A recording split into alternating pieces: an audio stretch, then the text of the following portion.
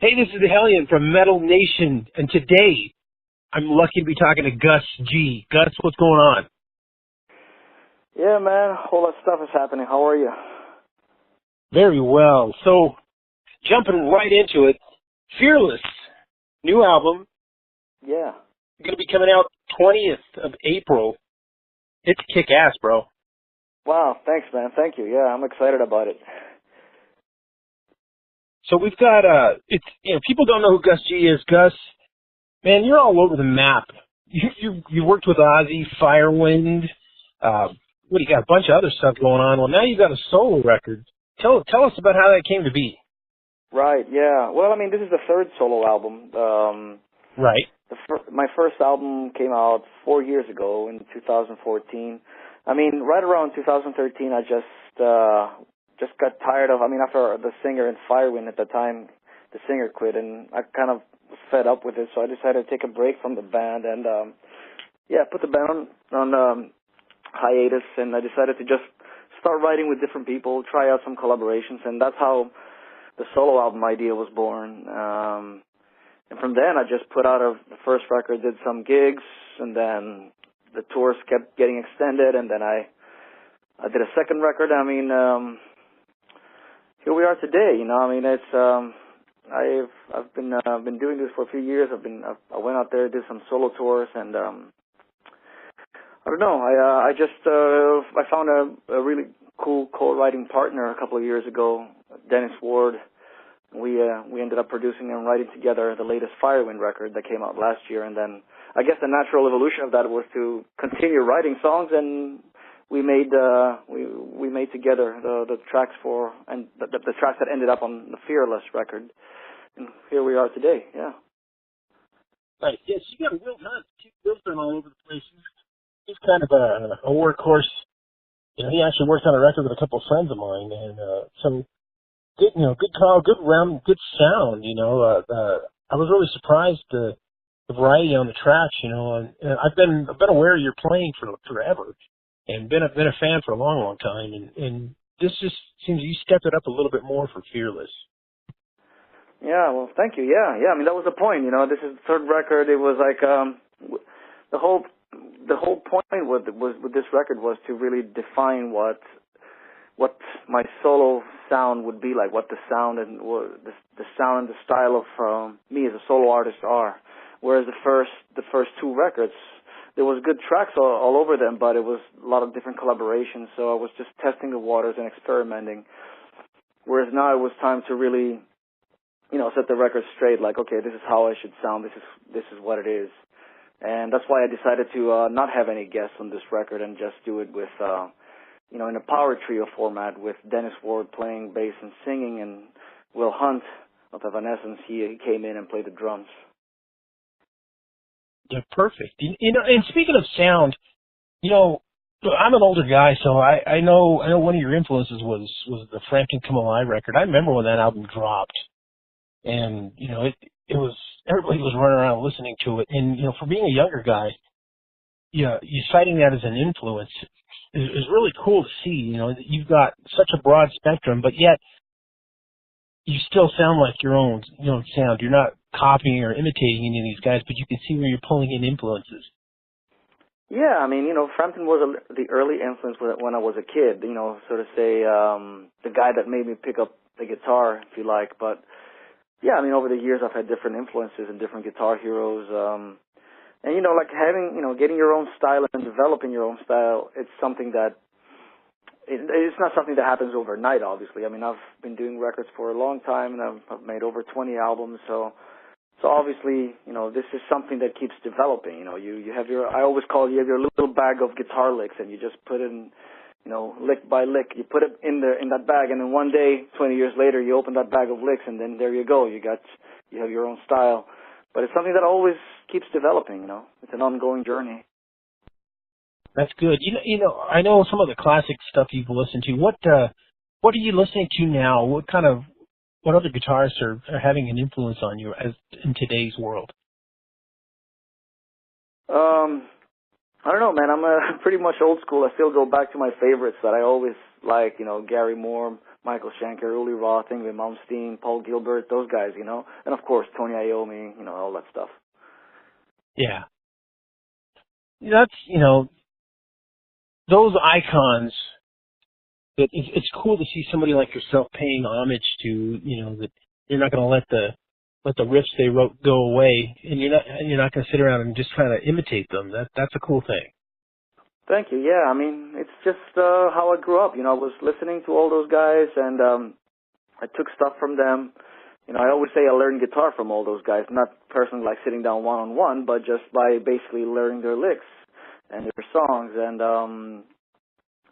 that, you know, those are the influences, those are the roots. Everybody has them, and but you know, at the same time, you gotta you gotta sound like you. I mean, I was never like much into trying to sound so too retro. Of course, I love to combine it, but I want to have a modern sound. So I guess that's what I'm trying to aim. That's my goal every time I make a record. You know, I want to have all those old school influences, but still try and sound as current as possible. Perfect. Now you talked about learning guitar. Did you have any formal training, or was this just you picked it up and listened and tried to learn yourself? How did you learn? No, I did have formal training. I went to a conservatory here in Greece where I grew up. I went to a music school for about 4 years. I learned on theory, harmony. I even had a scholarship for Berklee College of Music at some point. I went to Berklee for about a month or something, but then I quickly dropped out. But yeah, I mean, it's good. You know, I'm grateful for those years of formal training. You know, it's good to learn how to understand music theory and harmony and what it is exactly what you're doing, what you're playing. Of course, after some point, you don't have to think about these things. You know, hopefully you just let yourself go and just play. But it's good to be able to know what it is. It's like learning how to read and write. So yeah, I get to the fact, and it's a good thing that you had all that training behind you and you rolled with it and made it your own. That's really cool. That's really good to hear. So yeah, we're talking about Fearless, you know, with Gus G here, and what are your plans for touring on the record? I'm actually on the road right now. I mean, I'm doing, I kicked off the Fearless tour a couple of nights ago in Copenhagen, Denmark. I'm doing some shows in Scandinavia, and then next month I'm going to Germany. And then I'm going to take it a little bit easy in the summertime. We have a couple of festivals here and there. But then in the fall, we're planning to start to touring again. I think coming to the States in September, and then UK and the rest of Europe, a more extensive European tour. I hear there's an Asian tour in the works for next year, so I'm going to be busy until next spring for sure. Nice. Right now you're touring. Are you going to be touring with Dennis and Will? Is that the plan? Yeah. Dennis is going to be out there with me. Yeah, for sure. And Will, or are you going to have to sub in somebody else? Yeah, I'm going to have to bring somebody else because Will is so busy with Evanescence, so he won't be able to join us. Right. I mean, right now I have a guy from Germany. His name is Felix. He plays with a band called Avantasia, an Ed guy, so he's helping me out. And we'll see, you know, how it depends on people's schedules and stuff. You know, we might have another drummer filling in. But yeah, me and Dennis are definitely sticking on this throughout the whole world tour. Dennis is going to be with me, playing bass and singing. Nice. Now, listening to the record, I was kind of shocked to see Money for Nothing on there, but your take on it was really cool. But the tracks that I really dig is Thrill of the Chase and Don't Tread on Me. Those two tracks I really dig. Oh, wow. Thanks, man. Actually, Don't Tread on Me is a song that I wrote with Ozzy about 8 or 9 years ago, or probably 8 years ago when we were on the road.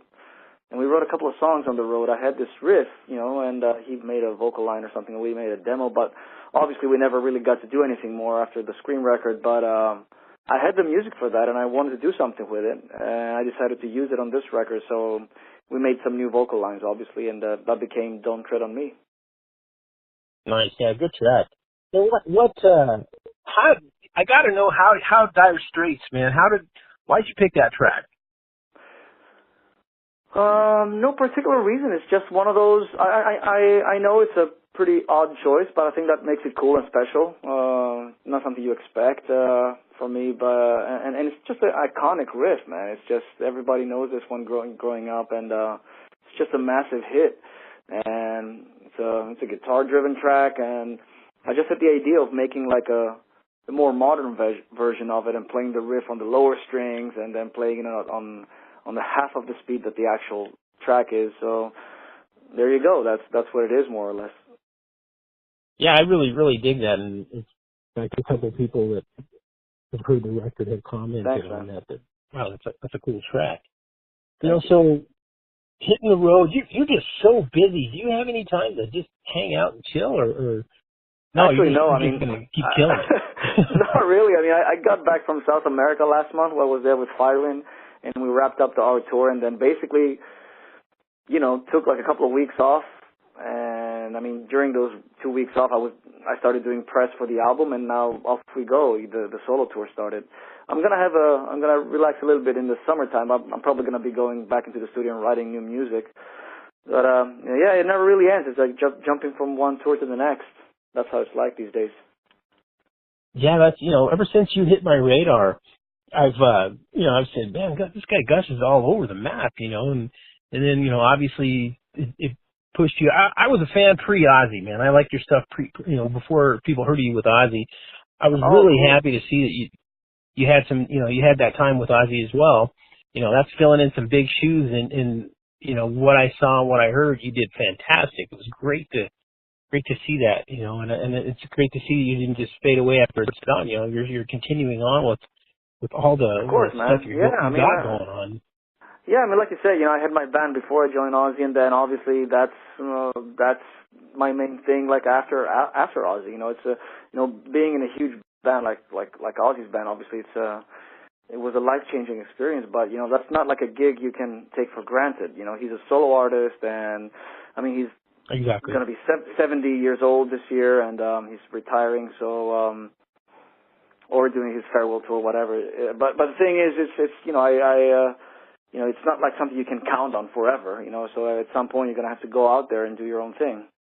I mean, just like Zach did Black Label Society back in the day. Right. But I was glad the thing about it that came out of it for me was the fact that more people who heard who Gus G was. You know, that opened up a lot of door, and, you know, a lot of people that I spoke with, you know, were like, wow, Firewind kicks ass. You know, I would have never heard of him if I hadn't been for that. So that was cool. Yeah. A lot of people heard about the band. Yeah, for sure. A lot of people heard about the band since then.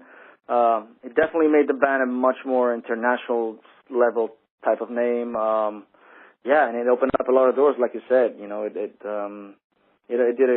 only did good. Yeah, and it gave me even the platform to do a solo project like I'm doing now. Yeah. Right.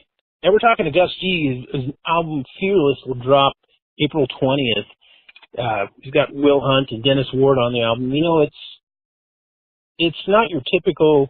It's not what you would think of your Guitar Shredder record. It's a full-bodied record that I find a lot of pleasure in listening to, and you know, and it would appeal to everybody, not just your guitar geeks. So that's a cool thing. Yeah, I definitely I wouldn't say it's a Guitar Shredder record in the context of, you know, here's like 12 instrumentals and then there's just me playing, you know, fast solos over it. It's definitely not that. If you're looking for that, you probably should listen to another record. But this is a record that, I mean, obviously I'm a solo artist and it has my name on it, but you know, it actually has songs with vocals. There is some instrumentals too. There is a lot of guitar, right. Yes, but the main focus is the songwriting. So there's a musical value there. You know, it's not like me soloing over backing tracks. It's nothing like that. Perfect. Well, Gus, I know you're busy. We're gonna wrap this up here pretty quick. What I like to do when I talk to people is the last few minutes of this interview are yours to tell the world anything you want to tell them. Go ahead. Oh, wow. Well, you know, first of all, thanks for the opportunity and the support. It was nice talking to you, and then thanks to everybody for listening to this. And, you know, I honestly hope they can just, you know, check out the new record, Fearless, and I hope they will dig it, and I hope to see everybody out on tour soon. Say, hey, this is the Hellion, Metal Nation. We're out.